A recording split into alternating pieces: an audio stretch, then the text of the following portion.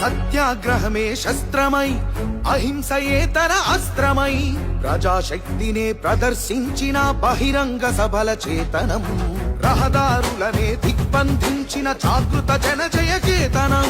సమరాంగణమున సకల జనులను ఏకం చేసిన నైపుణ్యం కేసీఆర్ దీక్షభూనితే దిగి వచ్చింది ఢిల్లీ